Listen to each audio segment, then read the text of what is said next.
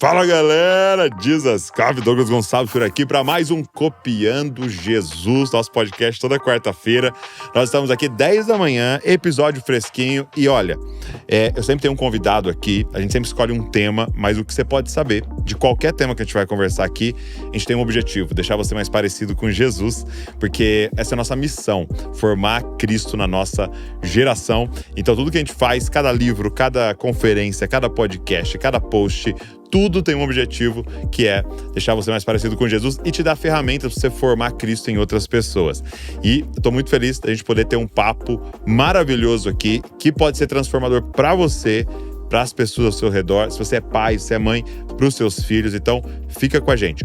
Um pedido que eu quero te fazer, antes da gente começar, se inscreve aqui no canal para que você possa receber tudo que a gente está produzindo e a própria plataforma entende que isso aqui é relevante e passa a mostrar para mais pessoas. Então, se você puder, se inscreve aí, aperta no botão. É uma forma gratuita de nos ajudar a continuar avançando com esse conteúdo. Beleza? Vambora? Podcast de hoje.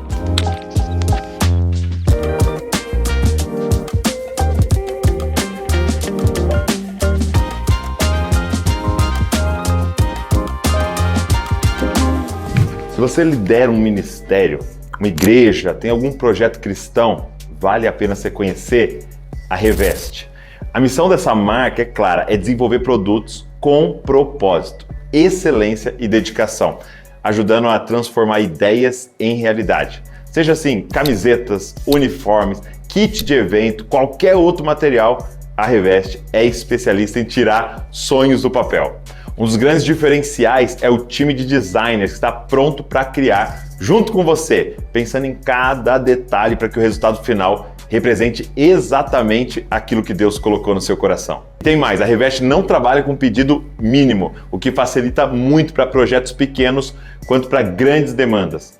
E o outro ponto que faz tudo isso ainda mais especial é que parte dos lucros é destinada a missões. Ou seja, além de desenvolver produtos, você também participa de algo muito maior. Aqui no Jesus Cop, a Reveste já é uma parceira de caminhada. Eles têm desenvolvido nossas camisetas, uniformes, kits de conferencista, brindes lá do Clube da Val e até presentes para preletores dos nossos eventos. É uma parceria que tem somado muito e que a gente confia para indicar. Se você precisa de alguém que une propósito, excelência e ainda investe no reino, a Reveste é uma escolha certeira. Ricardo Albuquerque, obrigado por estar aqui. Uma honra, um privilégio. A honra é toda minha. De poder ter esse papo aqui, conversar. Ricardo, ele lançou um devocional, Meu Porto Seguro. Esse é o primeiro, né? Meditações diárias de Gênesis a Apocalipse. E agora saiu Meu Porto Seguro 2, que aí é reflexões diárias sobre a sã doutrina e história da igreja. Daqui a pouco a gente vai entrar nos livros, mas eu queria, Ricardo, começar perguntando o seguinte. Você cresceu em uma livraria. Você cresceu, eu li um pouquinho da sua... o Ricardo, ele é formado em Direito, né? Então tem toda a sua carreira aí nesse meio do direito. Depois eu quero até falar um pouquinho com você sobre o que compreender sobre leis nos ajuda a compreender melhor as escrituras e tal. Mas na sua infância, você crescendo, você cresceu numa casa muito estimulado com essa questão do estudo, da leitura. Os seus pais eram muito envolvidos com isso. Qual é a influência da sua casa em quem o Ricardo é hoje? Sim.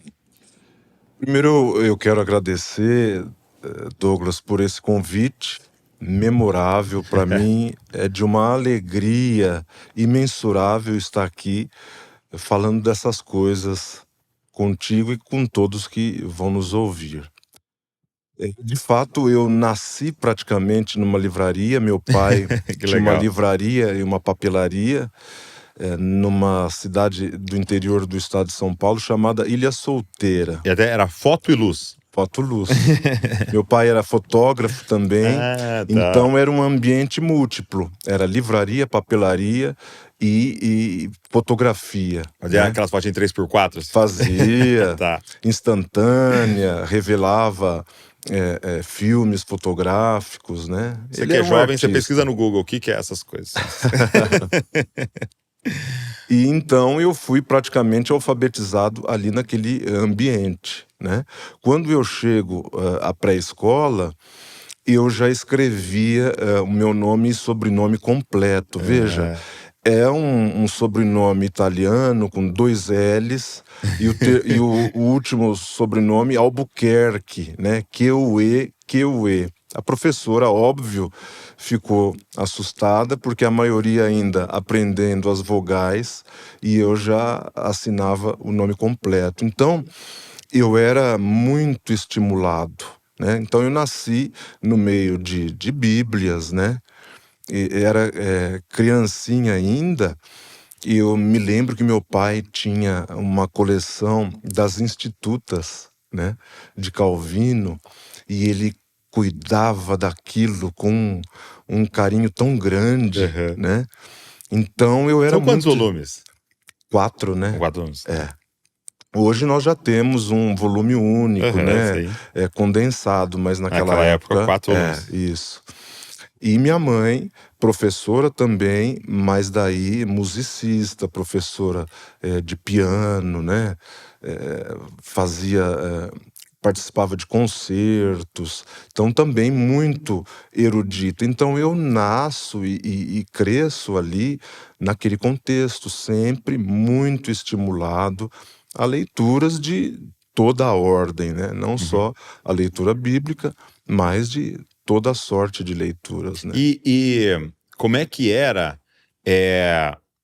a rotina da sua casa em relação a isso? Porque, assim, tem como a gente colocar ali, eu tenho 2 filhos, a Luísa e o Davi, temos como colocar ali uma obrigação, ó, eu quero que leia, tem que ler, é uma das tarefas e tal, e acabou. Mas como é que faz para isso se tornar um prazer? Como é que faz para a leitura, ou até mais amplamente do que a leitura, o conhecimento se tornar um prazer para uma criança ou um adolescente? Sim. Eu acredito que há muito de algo nato na pessoa, porque nós somos 2 filhos, né? Eu e meu irmão mais velho, obviamente ele não tem essas inclinações que eu tenho. Com a Ok. mesma criação, a mesma formação, estudamos Então nas tem um mesmas componente aí escolas. genético. E eu acredito que tenha algo, né? Então eu sempre fui mais inclinado a estudar ou a leitura do que ele propriamente, né? Então, na minha casa não existia essa obrigação. Você é Ok. obrigado a ler. Tinha sim algumas recomendações básicas e minha mãe, ela era mais cuidadosa com notas, né, da escola. Então ela fazia questão, mesmo ela tendo esse envolvimento com aulas de música, e ela praticamente tinha a vida consumida com isso, ela fazia questão dela ir à reunião, cobrava boas notas. Se nós não tínhamos boas notas, ela tinha lá uma maneira de nos redarguir, mas não existia essa cobrança de uma programação extenuante assim de leitura. Eu já tinha essa facilidade e eu já gostava, né, de ter essa frequência de leitura. Ela era uma leitora voraz de tudo que você imaginar, meu pai também, e acho que isso foi sendo desenvolvido na minha vida, né? Meu irmão já não tinha essas qualidades, talvez ele tenha outras Com que eu certeza. não, e eu acho que quando isso não era imposto de uma forma ostensiva, funcionava bem, e funcionou no meu Eu acho caso. que uma das chaves aí do que você está falando é o exemplo, né? Eu escrevi um livro chamado Olhe para Jesus, né? Isso. E porque a gente começa a perceber que a Escrituras é muito enfática em mostrar o poder da contemplação, né? Então eu acredito, isso aconteceu muito na minha casa. Eu assistir o meu pai, né, minha mãe, sempre com livros, né? Eu lembro meu pai viajar e eu lembro que ele tinha uma bolsa, né? E que nem era uma mochila, tinha rodinha. Por quê? Porque era pesado demais, porque ele estava sempre com 3, 4 livros ali dentro, que eram aqueles que ele estava lendo. Eu faço a afirmação, né? E talvez você tenha a mesma afirmação. Eu nunca vi meu pai sem um livro. Então, assim, eu nunca cheguei meu pai e falei assim, você tá lendo qual? Ah, não, eu não tô lendo nenhum. Nunca na minha vida, né, em 37 anos. Era sempre terminei esse, tô começando esse, terminei esse, tô começando esse. E uma biblioteca em casa. Agora deve ser maravilhoso ter crescido uma livraria, né? Porque sempre chegando. E era uma livraria geral ou apenas livros cristãos? Era uma livraria geral, né? Legal. Aquela época, esse conceito funcionava melhor do que hoje, né? Que Uhum, nós já temos o digital, mas eram itens de papelaria, uhum. livraria, encomendas de livros técnicos. Ilha Solteira é uma cidade já lá na divisa com Mato Grosso do Sul que tem uma Unesp, um campus grande da Universidade Estadual Paulista, de cursos de, por exemplo, engenharia, matemática. Então isso demandava encomendas de livros técnicos, inclusive, Entendi. né? Então, esse poder do exemplo, Douglas, é algo muito forte, né? A minha avó paterna, mãe do meu pai, a minha imagem que eu tenho dela é ela sempre lendo. Ela era professora também. E tem uma foto dela que a gente guarda até hoje, ela de pé, lendo a Bíblia. Então, é esse ato É de mesmo. contar histórias da Bíblia ou outras histórias, isso me vem desde a minha avó paterna. A Bíblia grifada, escrita, com memórias nas laterais. Minha avó fazia muito isso, meu pai fazia muito isso, então eu cresci observando isso da minha avó, do meu pai, o poder do exemplo, né? E quando eu via tudo isso, eu gosto muito de uma passagem quando Moisés dizia sobre inculcar a palavra na cabeça dos filhos, né? E isso foi muito forte, porque Moisés dizia, ó, quando vocês estiverem sentados, ou andando, É, ou deitados, fale ostensivamente, ou numa outra tradução aproximada, inculque isso, ou a lei, na cabeça dos filhos, ate isso nos sei. ombros, né? É, Ou nos umbrais das portas. sim. Então isso é muito forte. E eu tive isso na minha vida observando, igual Sim. a tua observação do teu pai, comigo não era diferente, né? Isso é maravilhoso. Então, não são regras fixas e, né, como você falou, Impostas, pesadas, não. impostas, mas um exemplo muito claro ali, né? Uma contemplação. Eu até brinco às vezes com alguns pais assim, ó. Você pode. É uma brincadeira, tá? Não vai fazer esse corte. Veja o negócio inteiro, tá bom? Tô pedindo, não faz esse corte assim. Mas eu brinco com os pais, ó, pode desobedecer Jesus, né? Que é na passagem que ele fala, quando você for orar, fecha a porta, né, tal. Eu falei, com os seus filhos, pode deixar a porta aberta, né? Pode ler a Bíblia na sala, para eles verem. Porque, é lógico, o contexto de Jesus não fica tentando se mostrar para os outros, né? Não fica querendo ser o espiritual diante da cidade, né? Ali na sua casa, faz com a porta aberta. Seu filho vê que você ora, vê que você lê a Bíblia, né? Vai para a sala, para mesa da cozinha, abre a Bíblia, leia ali, para ele passar. Fala, meu pai tá lendo a Bíblia, né? E porque isso é muito poderoso, né? Agora, o que muda na vida de uma pessoa, porque eu tenho pensado muito sobre isso, o hábito da leitura. Eu quero entrar na leitura bíblica, mas eu queria falar de forma geral. O que muda na vida de alguém o hábito da leitura? Infelizmente, o hábito da leitura não é algo ainda muito grande no Brasil, tem melhorado entre os cristãos. O cristão lê mais do que o brasileiro na média, né? O que muda na vida de uma pessoa? Isso é primordial, né? Por exemplo, no meu caso, ainda criança, lendo já muita coisa, isso me dava uma facilidade, por exemplo, de comunicação, Ok, que talvez os meus outros colegas não tinham, né? Eu estou falando de primeiro ano do ensino fundamental, ok. né? Eu já tinha lido alguma coisa, outras nem eram para minha idade, mas também lia. Então eu tinha uma facilidade de comunicação, Ok. eu era desinibido para falar em público Uhum. já na infância.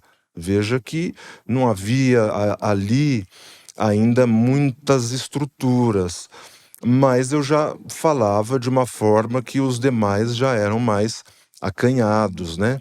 Então a gente vai caminhando nos primeiros anos da escola, era um terror o tal do apresentar o trabalho lá na Aham, frente, né? aham.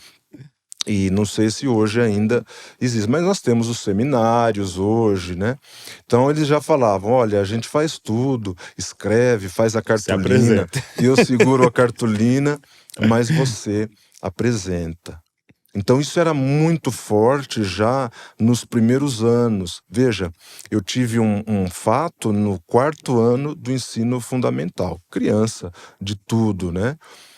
Tivemos um trabalho e eu expus o trabalho junto com a equipe e os demais, todos ali na frente, só eu falei.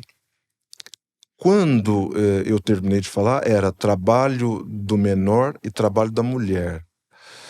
Alguma coisa relacionado com história, OSPB, que era uma disciplina que hoje nós não temos mais. Organização Social e Política do Brasil. Nós É mesmo. tínhamos isso no Olha só. currículo escolar, né? E eu falei, Então você foi falar sobre trabalho de criança menor e trabalho da isso, mulher, tá? trabalho da mulher, trabalho escravo. Era um estímulo, né? Um estímulo para a produção literária, para fazer pesquisas em biblioteca. Nós não tínhamos celular, Aham. computador. Era o Tinha que ir pra trabalho na Barça. biblioteca. Isso. Barça, Delta La Russe, Folha de Almaço. E- E eu falei, não vou dizer de improviso, porque eu tinha estudado, mas sem consultar nada, né?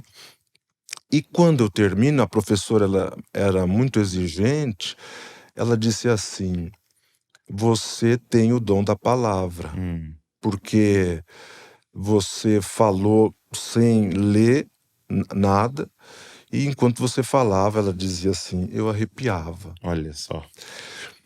Então, ao mesmo tempo que sim, há um mover de Deus, eu quero crer, né? Porque Paulo dizia que os dons e as vocações são dadas sem arrependimento.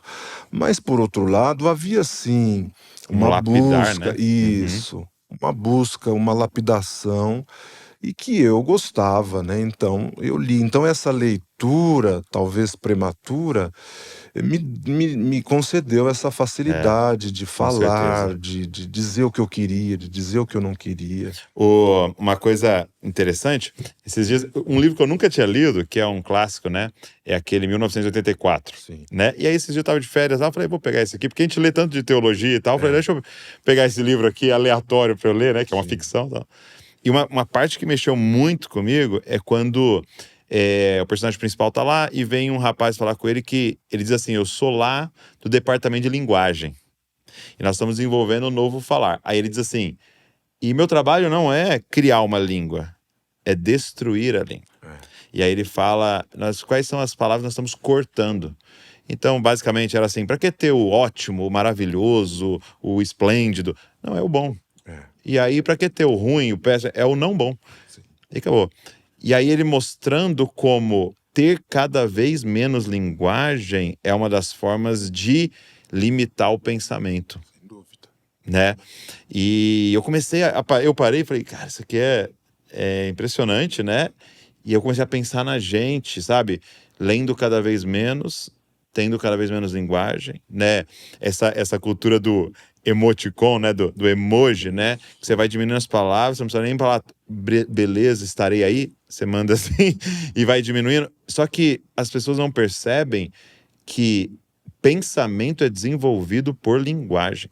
E quanto mais mais substrato, né, mais matéria-prima eu tenho de palavras, mais eu consigo formular pensamentos complexos, né?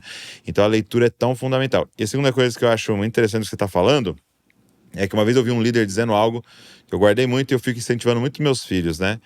Ele disse o seguinte: se você analisar as pessoas de sucesso hoje, pessoas não precisa nem ser nada absurdo, pessoas bem-sucedidas, né? Elas têm três coisas, né? Uma capacidade de comunicação, elas têm uma capacidade de gestão financeira e elas têm uma inteligência emocional. E é muito assustador porque, de certa maneira, são as três coisas que não são ensinadas sistematicamente na escola, né? Você não tem uma aula de inteligência emocional, nem de gestão financeira e nem de comunicação, né? Você aprende terceirizado ali, né? Mas não diretamente. E eu comecei a pensar muito sobre isso, como é real, né? Hoje, meu trabalho aqui, lógico que tem a gestão financeira por trás, pra gente continuar fazendo isso aqui, inteligência emocional para suportar altos e baixos, dias bons e ruins, e comunicação. Né? E comunicação. Hoje, a autoridade não é quem sabe mais, é quem se comunica melhor. Exatamente. Porque se eu sei um monte e não sei passar, de nada isso vale aquele monte de coisa dentro de mim, né? Então, eu até falo que uma missão do Desascope é fazer a galera ler mais, né? E melhor. Agora, eu queria entrar com você sobre a leitura bíblica, né? E o seu primeiro devocional aqui, né, que é junto com a editora Geográfica, e inclusive eu quero deixar o link dos dois aqui na descrição do vídeo para vocês. E foi um que, poxa, muita gente leu e foi muito abençoado, que é meu devocional Porto Seguro, meditações diárias de Gênesis e Apocalipse. Você passeia pela Bíblia inteira. Qual foi a primeira vez que você leu a Bíblia inteira e qual a importância dessa leitura total das Escrituras na vida de um cristão? Certo. Só fazendo um gancho com o que você acabou de dizer, essa questão da diminuição da Linguagem. língua, da palavra, isso é cultural, né? A gente voltando no conceito do Brasil, no contexto do Brasil, né? Uma palavra lá atrás, vossa mercê, que se transforma em vós me sê, você ser. Você vai? Exatamente. Então isso é uma tendência, né? Às vezes eu me comunico com pessoas mais jovens que usam muito, né, a figurinha, o emoji, e eu falo, às vezes eu respondo para alguns mais próximos, verbalize. Eu gosto que verbalize. Então isso é muito importante. Até a minha esposa é muito intencional nisso, né? Então, principalmente quando as crianças chegam frustradas em casa, ela fala: o que aconteceu? Não tô mal. Põe em palavras pra mim. Isso. Não, tenta elaborar mais. Olha aí dentro, o que você está sentindo? Qual que é a melhor palavra para isso? E olhar, eu acho que uma coisa legal do que você está falando é a gente pensar que o cérebro é um músculo a ser desenvolvido. E assim como alguém colocou uma criancinha de 4, 5 anos para jogar futebol, jogar tênis, e é o Djokovic hoje, entendeu? É esse músculo sendo desenvolvido em casa, né? E aqui eu queria até incentivar quem está aqui nos assistindo. Talvez você não teve esses pais. E às vezes a gente pode ficar aqui lamentando, poxa, meu pai nunca me estimulou, meu pai, eu via ele com uma cerveja lá e tal. Mas você tem essa oportunidade. Você pode mudar a história daqui pra frente. Talvez não tenha como você voltar lá, né? Não tem como você voltar lá. Mas a gente pode redimir a história, né? Dos nossos filhos, dos nossos netos, daqui pra frente, né? Então, eu queria muito incentivar você a ser esse incentivo para a vida das crianças, dos adolescentes ao seu redor, né? Mas fala um pouco para mim, agora entrando na leitura bíblica de forma específica. Então, eu nasço no contexto da Igreja Presbiteriana do Brasil. Então, eu tinha aquela formação, aquela frequência na escola dominical, participando sempre de toda aquela agenda propositiva, né? Que na época trabalhava com revistas, você fazia as lições para a semana, cada dia da semana tinha uma lição para a próxima aula da escola dominical, né? Então, isso já foi, de certa forma, me moldando, né? Mas eu fiz a leitura da Bíblia toda aos 12 anos. 12 anos, 12 legal. anos. Por quê, Douglas? Meu pai, ele repetia todo ano a leitura bíblica inteira dele. E eu observava aquilo. Então, seu pai lia, fazia Uma leitura lia anual, novamente. todos os Isso, anos. corrido. Eu tenho uma outra forma, mas faço algo parecido. Então, aos 12 anos, eu comecei literalmente de Gênesis a Apocalipse.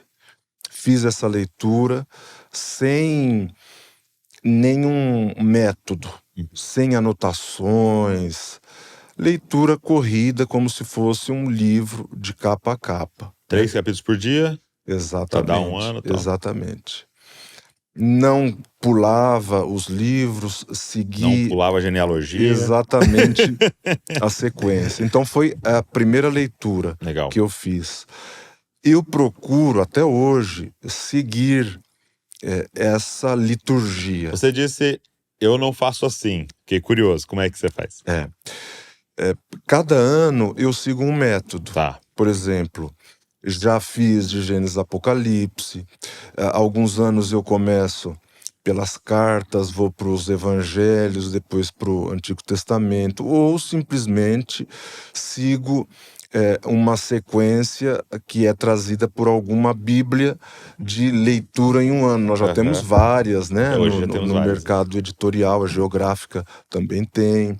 E às vezes eu faço esses. Então eu não sigo um método. Cada ano eu faço de Legal. uma forma. Eu tô fazendo um agora, que tá na YouVersion, né, Sim, no sim. aplicativo, e ele tem lá uma leitura de 90 dias. Então o que eu tô fazendo?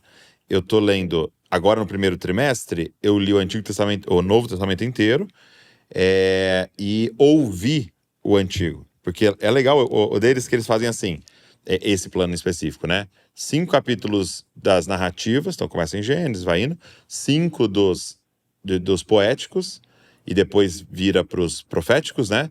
E 3 do Novo Testamento. Então eu ouvia a narrativa e os poéticos e lia o Novo Testamento. Aí terminou o trimestre, acabei, agora eu estou ouvindo os poéticos e o Novo Testamento e estou lendo as narrativas, né? Para tentar passar pela Bíblia toda entre ler e ouvir 4 vezes no ano aí, esse ano, né? Para fazer isso aí. Mas é muito legal esse negócio de variar, né? De você, cada ano, ir fazendo uma coisa diferente, para você olhando uma outra perspectiva cronológica, isso e tal. Exatamente. E o que é maravilhoso, eu não sei quantas vezes eu já fiz essa leitura, mas cada nova leitura eu me deparo, por exemplo, com um versículo ou com um contexto que eu digo, mas eu não me lembrava desse Maravilhoso, detalhe, né? E às vezes é uma consolação para algo que eu estou passando naquele momento. Então, cada leitura é nova, é diferente. Ela traz consigo algumas especialidades que eu não tinha notado, talvez na anterior ou nas anteriores. É maravilhoso. Agora, por que Meu Porto Seguro? Da onde nasce esse nome? Sim. Douglas, eu sempre escrevi desde criança, né? Escrevia como homenagem para uma pessoa, escrevia nos dias de tristeza, era um ato de resistência. Como eu gostava muito de ler, eu declamava muito, declamava poesia, recitava, né? Capítulos da escritura. Então eu sempre tive esse hábito de escrever, né? A minha avó paterna, ela me deu um presente de aniversário, eu acho que devia ter uns 8 anos de idade, um devocional, que na época não tinha esse nome, né? Não tinha? Não, a gente não falava devocional, era um livro, era Mananciais no Deserto, que é um sucesso editorial até hoje, e que já era um devocional, mas não chamado Era leituras como. diárias, né? Exatamente. Então eu sempre escrevia muito para as pessoas como uma forma de homenagem, né? E desde essa época, criança, eu gostava de fazer isso com professores, né? Escrevendo alguma coisa no verso da prova. É Isso, mesmo? para você ter uma ideia, isso foi tão profundo na minha vida que agora eu vou contar algo da universidade já. né? Eu já tinha personalidade formada. Então eu saí da infância, fui lá para a universidade. Direito. De direito. Fazendo direito. Eu tinha um professor muito rigoroso de direito processual civil. E eu estava fazendo uma prova dificílima, que eu precisava de nota. De execução, lembro-me até hoje. Terminei a prova e aguardando para entregar. E sempre eu tive a oração mental, né? Eu falei, Senhor, me ajuda, me dê abertura de mente, me dê iluminação. Bom, quando eu estou nessa comunicação com Deus ali, a prova no verso não tinha nada, me veio assim no coração. Escreva João 10 no verso para o professor. Então eu comecei a escrever assim, no verso da prova. João 10. Jesus é o bom pastor da vida pelas suas ovelhas. O ladrão, o salteador vem senão para matar, roubar e destruir. Mas eu vim para que tenhas vida e vida com abundância. Não me lembro a exatidão do que eu escrevi, mas ao fim da citação de João 10, eu falei alguma coisa em algumas linhas sobre a vida e a morte. E que a morte, ela sempre sucumbe diante da vida, falando de Jesus, né? Fiz uma meditação, já era um devocional. Então você terminou a prova e escreve esse bilhete pro seu recado. professor. No decorrer do que eu estou escrevendo, eu sinto fortemente a presença do Espírito Santo. Quando eu entrego a prova a ele, eu digo, professor, eu preciso que o senhor corrija e veja a minha prova hoje, porque tem um recado para o senhor no verso da prova. Entrego e vou embora. A universidade ficava já no Mato Grosso do Sul, uma cidade ao lado da minha chamada Três Lagoas. Então eu viajava todo dia e chegava na minha casa perto de 1h da manhã. Fui dormir. No outro dia de manhã, Douglas, minha mãe me acorda e diz, olha, telefone para você, é o teu professor, tá falando que é teu professor e precisa falar com você. Atendi muito cedo, né? E era meu professor. Ele, com a voz embargada, e dizia assim para mim, eu quero te fazer uma simples pergunta. Alguém te falou alguma coisa acerca de mim ou acerca da minha pessoa, que você escreveu aquilo no verso da tua prova? Não, professor, não sei nem onde o senhor mora, eu não sei nada da vida do senhor. Veja o contexto, um tempo sem redes sociais, né? Eu falo sempre que eu tive meu primeiro celular, eu já era quase um advogado, quase terminando a faculdade de Direito, né? Então ele começa a chorar no telefone. E ele diz assim, eu estou passando por um processo muito doloroso na minha vida. Eu descobri certas coisas que me tiraram do eixo. E ele me fala na ligação quais eram as coisas. E eu fiz um propósito. Chorando muito, no telefone ele disse, eu fiz um propósito, eu vou terminar o semestre. Então, a prova na tua sala era o meu último compromisso do semestre na universidade, no último dia útil da semana, sexta-feira, e eu tinha feito um propósito. Quando eu chegasse na minha casa, eu já tinha me desesperado da vida e eu ia dar cabo da minha vida. E ele diz, quando eu chego na minha casa, eu me lembro que você tinha dito que havia um recado na prova para mim. E ele ainda faz uma ironia. Ele diz assim, sabe o gibi, quando tem um anjinho, um demoninho? Eu estava igual. O demoninho dizia, não vai procurar isso. Ele falou para você olhar a prova dele porque ele precisa dar nota, ele precisa sair da angústia para sair de férias.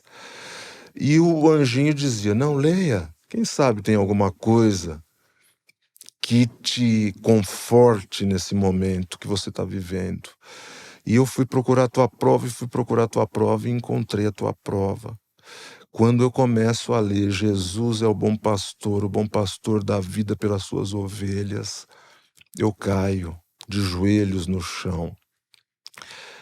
E a morte é tragada na vitória, ou seja, a morte é retirada de mim, aquele projeto de desistir da vida é tirado de mim como com a mão. E ele me fala isso. Então ele diz: eu quero saber o que é isso. O que é isso que te moveu, né? Era um auditório, mais de 120 alunos, então a gente não tinha essa proximidade com o professor.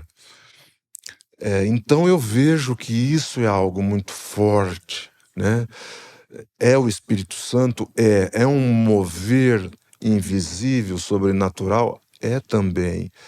Mas, ao mesmo tempo, o Espírito Santo faz um texto que estava morando ali dentro de mim ser despertado. O Espírito Santo, sim, é o agente eficaz, ele vai lá, toca a tua consciência, toca o teu coração, abre a gaveta, mas ele tira de dentro da gaveta Tá lá. o que está lá. Exatamente foi o que aconteceu. E essa é a importância, por exemplo, de memorizar as escrituras, né? Sim. É como se você deixasse tudo à disposição do Espírito, dizendo: quando o Senhor quiser Sim. retirar desse tesouro aqui, né, algo Sim. para usar, tá aqui, né? Quando essa questão da memorização da escritura, eu vim para São Paulo para fazer um curso preparatório para concursos na área jurídica. Então, eu morava na Liberdade, no centro de São Paulo, e fazia um curso que ficava ali na frente, e um outro que ficava na Avenida Paulista. Um dia eu fui abordado por um meliante, né? Arma na mão. É mesmo. E na frente de restaurantes ali orientais, ali na Rua dos Estudantes, muito conhecido, hoje inclusive. E ele armou o revólver e queria alguma coisa, eu não tinha nada. Eu estava voltando da igreja, inclusive. E no momento daquela abordagem toda, ninguém passava por ali. Naquela semana, eu estava decorando uma das cartas de Paulo a Timóteo, para eu recitar na igreja no domingo de manhã. Inclusive, naquele dia, eu, na vinda no metrô, antes de descer no metrô Liberdade, eu decorando e repetindo, fazendo esse ritual mental, decorando justamente a passagem em que Paulo fala para Timóteo: olha, Timóteo, eu trago à memória duas mulheres importantes da tua vida, falando do poder do exemplo, a sua avó Lloyd e a sua mãe Eunice. Eu decorava justamente aquela passagem. Então, quando ele me aborda e no susto eu chamo por Jesus de uma forma muito peculiar, chamando por Jesus, ele muito nervoso, dizendo que eu passasse tudo, eu dizia: eu não tenho nada, o que eu tenho é a Bíblia que está aqui na minha mão. E ele muito nervoso e eu chamando por Jesus, ele diz assim: se você é mesmo cristão e você não quer me enganar, me fala aí alguma coisa. Me fala alguma coisa que você sabe de Jesus, de Deus ou da Bíblia. Então, Douglas, eu começo a recitar justamente esta carta do apóstolo Paulo a Timóteo, trazendo a memória de fé não fingida da sua avó Lloyd e da sua mãe Eunice. E eu começo a recitar ali na Rua dos Estudantes. Nesse momento, Douglas, ele é tomado de um choro. E ele levanta uma mão pro alto e a outra segurando uma arma. E ele disse: meu Deus, o nome da minha mãe é Eunice. Assim. Sério? E ela é uma mulher crente. E eu me perdi. Já fui preso, já Meu saí. E no momento em que você está falando de Paulo, de Timóteo, de Lloyd, de Eunice, eu me lembrei da minha mãe que rasga os joelhos no chão enquanto eu não chego em casa.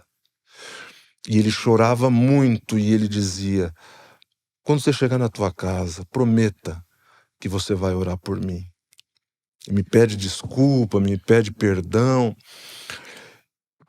É um relato improvável, Sim, né? sim. É um relato muito maluco.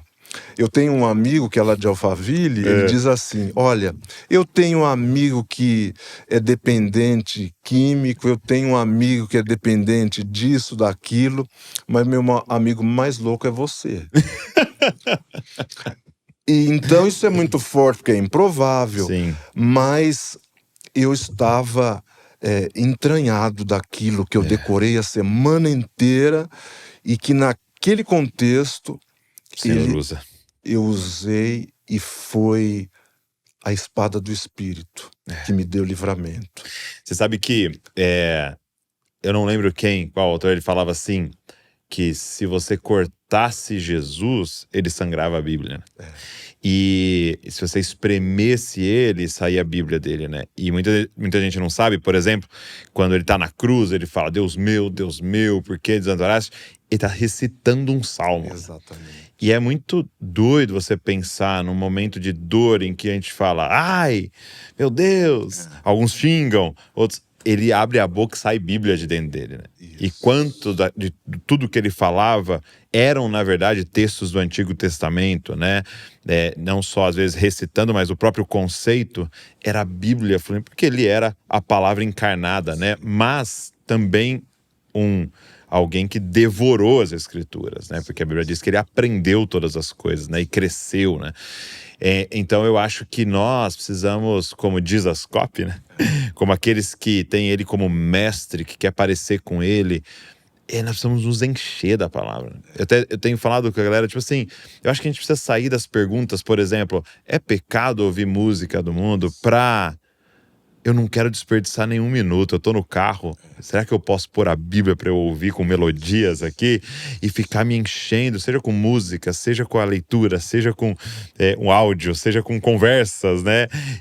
Quais são todas as oportunidades que eu tenho para me encher da palavra de Deus, né? De saturação, né?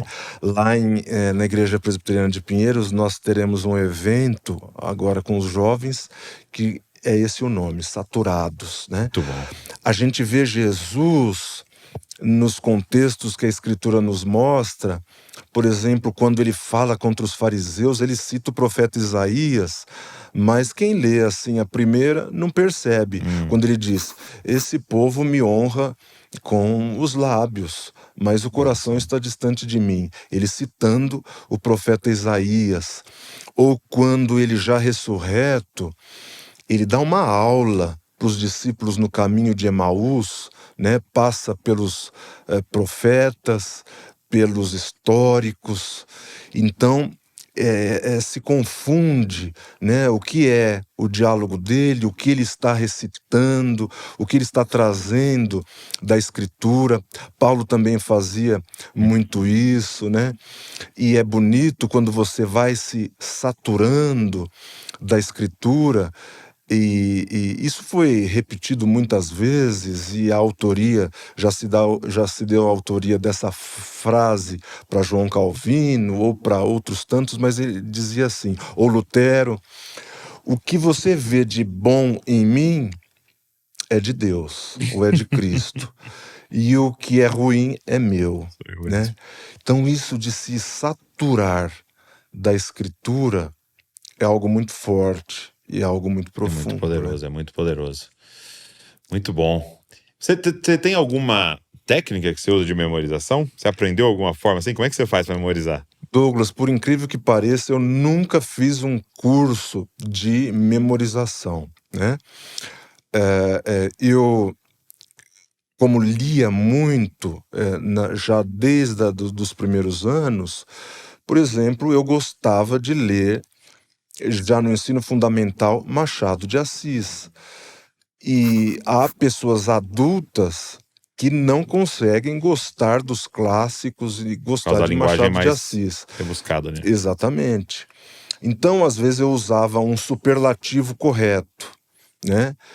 E eu não sabia a regra gramatical. Mas estava ali, Mas né? a minha memória, ela estava já tão condicionada que eu olhava e eu sabia a forma correta e o que não era correto. Então eu nunca fiz um curso de memorização, mas tinha sim a leitura dinâmica, né? Para as provas, eu não tinha aquela rotina extenuante de estudo para fazer a prova, então eu tinha uma memória fotográfica que eu me lembrava talvez da anotação na lousa, tinha poucas anotações no caderno, então eu não era aquele aluno que ficava ali fazendo a anotação ipsis literis do que o professor estava falando, né? Então eu não tinha uma técnica, era gostar e repetir e reprisar, né? É o que eu faço ainda hoje. Muito Então, bom. sobretudo eu escrevia, né? Isso é legal. Então tenho cadernos de anotações de citações, né? Tenho cadernos de anotações sobre assuntos que me vêm, e é assim que nasce o primeiro devocional, porque eu escrevia para pessoas no mundo, né? Por exemplo, eu acordava pensando no irmão José que mora em Portugal, né? Numa época que não havia internet, eu usava os correios. Então eu dizia, irmão fulano, eu acordei pensando muito no irmão, me veio a meditação de Jeremias 33:3. E eu escrevia uma carta que era um devocional. Entendi. Enviava a carta, É mesmo. exatamente. Depois, Douglas, aquele irmão me procurava por ligação ou pelo próprio correio, então eu tinha uma agenda de comunicação com outras pessoas por correio. É Eu tinha mesmo. uma caixa postal, né? Isso era tão forte que eu tinha uma caixa postal aonde eu recebia essas correspondências, inclusive de algumas pessoas que eu nunca vi na vida. E de certa maneira eram palavras de conhecimento, assim. Sim, Era o Espírito Santo te usando em momentos muito específicos, né? exatamente. E as pessoas me procuravam dizendo: foi incrível como a tua carta veio de encontro com o que eu estava vivendo no momento ou passando. E às vezes pessoas importantes, né? Por exemplo, um sonho, e que me deixava pensando naquela pessoa. E eu usava uma expressão, porque minha mãe era pianista, eu dizia, não, eu tive um sonho, mas deve ser sonho de cansaço. Mas daí a minha mente ficava martelando como a tecla de um piano desafinado. Então eu não conseguia esquecer da pessoa, até que alguém me ajudasse, me desse um endereço Para chegar lá, e a carta chegava até eles. Sei. Isso, então isso já era uma agenda devocional. Interessante. É. Mas aí por que meu Porto Seguro? Então, quando eu era adolescente, eu tinha um blog, né? Um blog que talvez os de hoje Famoso blog. não Blogspot. conheçam. Esse blog meu, na época era Blogspot, inclusive, se chamava Resplandecente Farol. Ok. O meu Instagram, quando eu lanço o primeiro livro, eu uso o mesmo nome, Resplandecente Farol, onde eu postava meditações bíblicas diárias. Quando a editora Geográfica me faz o convite, obviamente, eu fiz uma proposta de um outro nome para o livro. Eu falei O Graneleiro. O que é o graneleiro? É um depósito de grãos. E a Fernanda, que é uma querida amiga da editora Geográfica, ela falou, Ricardo, ninguém vai saber o que é o graneleiro, né? E eu ainda tentei explicar para Você tentou ela argumentar ainda. da figura de José, da chave do celeiro, Ok. né? É Ela, lindo. não, é profundo, é bonito.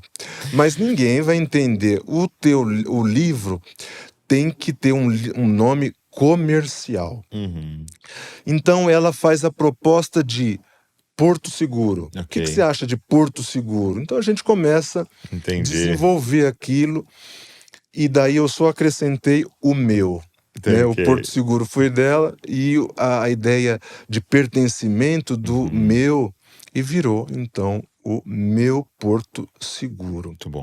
Ele nasce, Douglas, de algumas meditações que já estavam prontas, eu precisei adequá-las para que coubessem numa página, né? Algumas coisas já estavam, outras eu escrevi.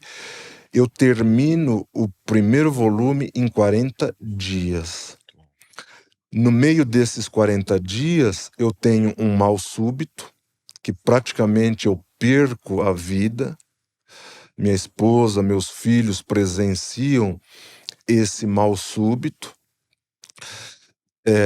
Minha pressão zera no mal súbito que eu tenho. O relato da minha esposa é que eu fico com o pescoço e o rosto da cor de uma berinjela.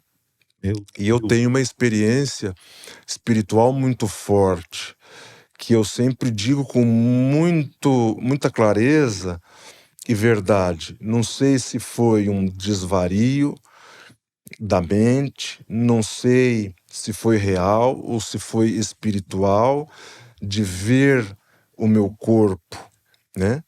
Ou como se eu estivesse fora do corpo assistindo tudo que estava acontecendo na cena ali no quarto. Mas a minha esposa mede a pressão ali, e a pressão no aparelho ele zera. Então eu vou de resgate para o hospital, no meio da feitura desse primeiro livro. Então ele nasce em prisões, né? Em dias muito difíceis. Tanto que a editora fala: não, você está passando um processo de saúde, vamos deixar o projeto então para o próximo ano. Então eu digo para eles: não, é uma questão de honra. Eu quero terminar esse livro. Então eu concluo o meu Porto Seguro. Tanto que esse não tem nem o número 1, porque era para ser Sim, só esse, ele, né? né? Isso. E aí, E- esse é de Gênesis Apocalipse, então cada dia a proposta de uma porção ali para essa meditação. Isso. E esse segundo, que acaba de sair, é então Sã Doutrina e História da Igreja. Então, cada dia vai passar então por algo que tem a ver com a doutrina bíblica e a história da igreja. Então, porções diárias ali. Sim, exatamente. Veja, o primeiro não existiu um critério, né? Eu fui escrevendo de assuntos que eram muito presentes na minha vida e que eu era muito demandado de pessoas que tinham dúvidas, por exemplo, sobre a Trindade. Ok. Como compreender a Trindade?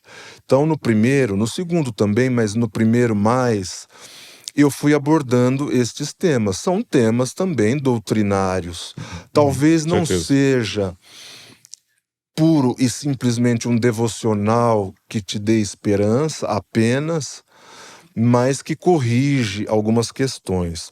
O segundo, ele já é menor, né? As meditações diárias, em comparados com o primeiro, Ok. já são meditações menores, né? Mas eu trato e trago algumas provocações no sentido, nomes da história da igreja, algumas passagens da Reforma Protestante, né? Alguns pontos doutrinários, e falando o que é doutrina, o que é usos e costumes. Uso e costume e doutrina é a mesma coisa? Não é? Ok. Então eu faço muito isso no segundo, mas eu trago alguma coisa de graça comum, ou seja, eu consigo aprender alguma coisa boa com filosofia, Ok. eu consigo ter alguma edificação com poetas seculares. Então, se você vê no segundo, eu trago alguns poetas Muito bom. e faço essa ponte com a Eu teologia. abri aqui, por exemplo, um aleatório, o desafio de se relacionar com pessoas narcisistas. Então, algo muito do cotidiano, né? Sim. Os sinais de uma geração desgarrada. a Trindade do Novo Testamento, Sim, né? A verdade não envelhece, o trabalho que exalta a Deus. Então, sim. já essa parte do trabalho, justiça do homem, justiça de Deus, a coragem de permanecer fiel, firmeza em tempo de crise. Eu vi um aqui, santidade em um tempo de telas, Sim, né? sim. A santidade em tempos de hipersexualização.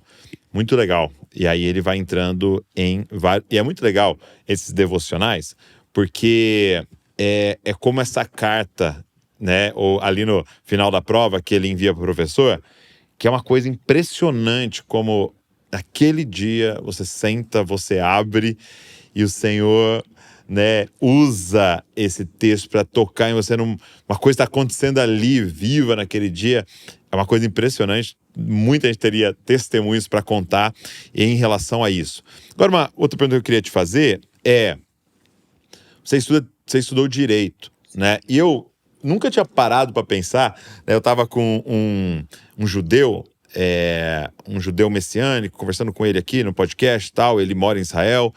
E aí ele falando assim: Douglas, você parou para pensar que, por exemplo, os melhores advogados dos Estados Unidos, por exemplo, são judeus. Mas por quê? Porque eles estão a vida inteira interpretando leis, né? E eu nunca tinha parado para pensar nesse aspecto do direito na Bíblia, né? E eu já sabia que a Bíblia influenciou tanto, né, as constituições e as leis e tal, mas eu não tinha parado para pensar nessa que nós temos ali um livro de muitas leis o tempo inteiro. O que mudou na sua leitura bíblica com a sua formação em direito? Veja, Douglas, isso é muito importante, né? Por quê? Quando eu ingresso na Universidade de Direito, eu já tinha hábitos de leitura muito profundos, né? Sempre gostei de teologia, de filosofia, de poesia, né? Tanto que a minha proposta de vida era fazer letras inicialmente. Mas minha mãe, professora, ela dizia nunca que você vai ser um professor sofredor, né? Então, na mesma ocasião, eu passei em Direito e em Letras e fui fazer Direito. Quando eu estudo Direito, já nos primeiros anos, primeiro e segundo ano, eu tinha Direito Constitucional. Uma das ferramentas do Direito Constitucional é a hermenêutica, Interpretação, né? técnica de interpretação. Exegese, quando você estuda teologia, isso é importantíssimo para você interpretar um texto. Eu já ia bem, por exemplo, em disciplina de língua portuguesa, em questões de interpretação de texto, mas muitos têm essa dificuldade. Faz um teste, você coloca um post no Instagram anunciando um evento, um curso, tal dia, tal horário, em tal lugar. Leia as perguntas nos comentários. Qual é o endereço mesmo? Qual é o horário? Quem vai falar? Quem que vai falar? Isso é inevitável, né? Então, essa questão que o direito me proporcionou e algumas ferramentas, como é o caso da hermenêutica, logo que eu ingresso na Universidade de Direito, um livro que era obrigatório ler era Hermenêutica Jurídica, né? E que traz técnicas de como interpretar corretamente um texto. Isso é imprescindível. Uau, muito bom. E a gente estava tendo uma conversa em off aqui antes, né? E esse final de semana eu tava em casa e tal, eu com a Val, a gente falou, vamos assistir alguma coisa e tal, e a gente assistiu um documentário que tinha no Netflix sobre uma seita, né? E assim, um cara lá que casou com 20 e poucas mulheres, aí algumas eram de menor e tal, e aí ele é preso. Tal.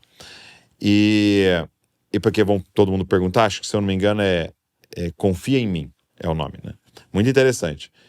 E eu assistindo aquilo e pensando, cara, o grande dispositivo que nos protege de um negócio como esse é o que a reforma nos proporcionou de não é qualquer interpretação, mas todo mundo tem acesso.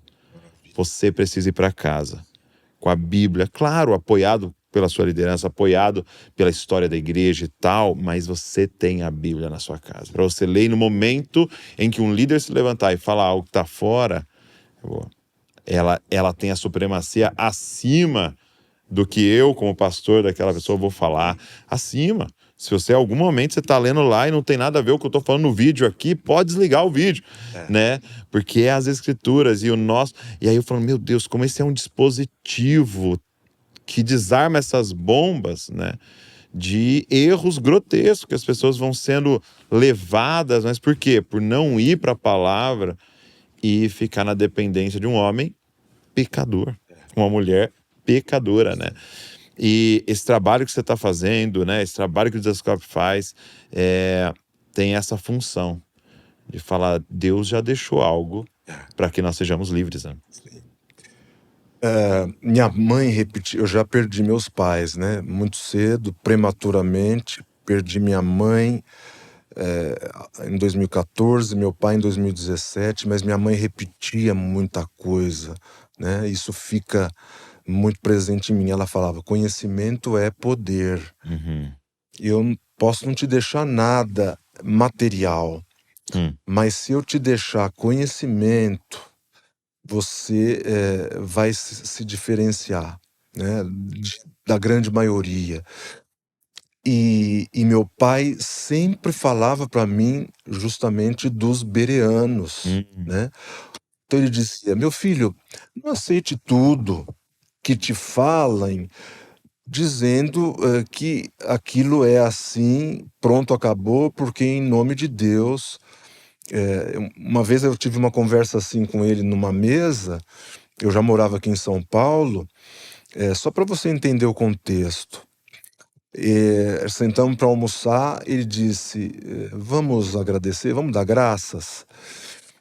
Meu pai presbiteriano na época, eu de uma outra tradição cristã, pentecostal, sentados ali, eu disse, pai, eu só oro de joelhos. Daí ele, muito bonito, louvável, respeitoso. Então, quando você não pode se ajoelhar, você não ora. Daí eu disse assim, eu clamo, né, em pensamento.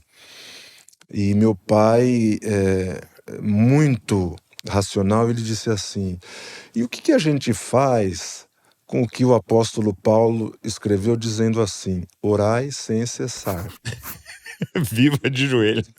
Se eu não consigo estar ajoelhado em todo inteiro. momento, é louvável, ele disse, quando você conseguir se ajoelhar, mas não é uma regra absoluta. Então ele, na mesa, pela primeira vez, ele disse, lembra dos bereanos de Atos 17, meu filho? Leia lá.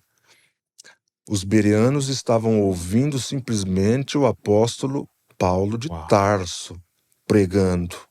Era o grande bandeirante do cristianismo. Era o apóstolo dos gentios, evangelizado simplesmente por uma visão do Cristo de Deus já glorificado numa visão no caminho de Damasco. Ou seja, não era qualquer um. Nem este. Quando os bereanos terminavam de ouvir, eles iam consultar as escrituras para ver se as coisas realmente eram assim.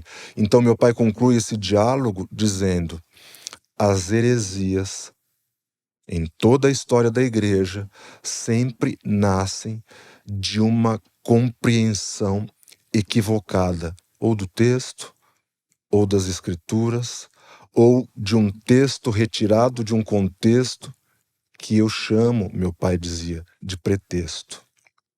Então isso é muito forte, né? Sim. Muito forte. E eu tive essa conversa com ele. E, obviamente, eu não dei o braço a torcer e nem dei a mão à palmatória. Ele fez uma oração ali, e obviamente eu respeitei. Mas ele já desde aquela época me falava. Sim, isso é muito importante. Isso é muito importante. Essa interpretação bíblica em comunidade. Sim. É eu ler, você ler, sua esposa ler, o Nathan tá lendo, a gente tá lendo, e aí de repente fala, o que você entende? O que eu entendo? E tal, e a gente vai achando juntos no corpo de Cristo, porque qualquer um de nós pode estar equivocado. Eu acho que é esse exercício de humildade, né? Eu gosto muito do livro do Jonas Madureira, Inteligência Humilhada, é submissa, né? Você abordar como um pecador que tem um coração ainda enganoso e falar, não, eu preciso desse dispositivo de proteção que são os meus irmãos, né? Ricardo, obrigado. Esse tempo abençoado. Eu fui muito abençoado pela nossa conversa aqui. Douglas do céu, e eu que tenho que agradecer por esse tempo tão abençoado para a gente falar de coisas tão nobres Sim. e tão profundas, né? Eu digo, e a gente teve essa conversa antes, que eu fui santificado pela tua vida, como tantos são, num período muito difícil da minha vida. O conteúdo do Jesuscope fez toda a diferença na minha vida, me fez compreender coisas que até então eu não tinha compreendido. Os livros, por exemplo, do Evangelho de Marcos, com espaço para você fazer as Evangelho suas Marcos comentado. Marcos Meu comentado, Deus. eu fazia as minhas, ouvindo as tuas. Talvez você não consiga imaginar onde chega, né? Onde chega Sementes lançadas. o Evangelho, exatamente. Os Gideões Internacionais têm um trabalho tão lindo, né? De pessoas salvas da morte por um exemplar Em um hotel. num hotel, em prisões, ou quem ganhou numa escola, e que isso vale para mim, joga no alto de um telhado e uma outra pessoa é salva pela palavra de Deus. Então a palavra de Deus salva, e você não tem noção de quantas pessoas foram, são e serão salvas através desse canal que é o Jesuscope. Eu fui salvo através desse canal. Só para concluir, é o que o profeta Abacuque falou, e Deus falou com o profeta Abacuque: olha, essa visão, escreve ela em tábuas, para que quem passe correndo ainda consiga ver, ler ou entender. E esse canal, o Jesuscope, é isso. É uma visão escrita em tábuas, que quem passa correndo, ou na era da correria, consegue ver no celular, num corte, num trecho, e um trecho pode salvar alguém. Me salvou, então eu tenho mais que te agradecer do que você me agradecer. Então foi um momento de muita alegria. Obrigado por essas palavras, foi muito encorajado. Fico muito encorajado. Obrigado mesmo. E ó, para todo mundo que tá aqui, os 2 devocionais estão já disponíveis, né? Vão estar na descrição aqui do vídeo, o link para você pedir, para você ler, para você presentear, para você fazer. Eu acho que hoje em dia é um dos presentes mais maravilhosos que você pode dar para alguém, além das escrituras, mas também essas ferramentas que nos ajudam a ir mais fundo na Bíblia. Então, tá aqui na descrição para você pedir, e também as redes sociais do Ricardo para você poder acompanhar. Amigo, muito obrigado. Deus abençoe muito. Obrigado você que está aqui com a gente, ficou ouvindo, assistindo. Eu quero te fazer um pedido. Pega esse link e manda para alguém. Você estava aqui ouvindo, veio no seu coração, assim como o Ricardo compartilhou, veio no seu coração o nome de alguém. Por favor, pega esse link e manda para essa pessoa, para que outras pessoas possam ser alcançadas. Deus abençoe você, e não se esqueça, você é uma cópia de Jesus. Valeu. Quantas vezes nos tornamos apenas consumidores do Evangelho? Consumimos pregações, podcasts, louvores, cultos no nosso conforto, e nos frustramos quando não é como queremos. Mas seguir Jesus não é consumir, é responder com a própria vida.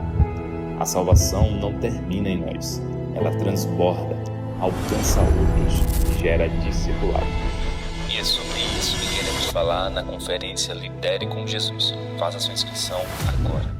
Tô aqui para agradecer você que está sempre aqui com a gente no podcast Jesuscope. Eu espero que você tenha sido abençoado pelo nosso canal, e eu queria te fazer um pedido. Será que você poderia se inscrever aqui no canal? A gente pega às vezes as estatísticas, a gente sempre vê que tem um grupo muito grande de pessoas que assiste, mas não é inscrito.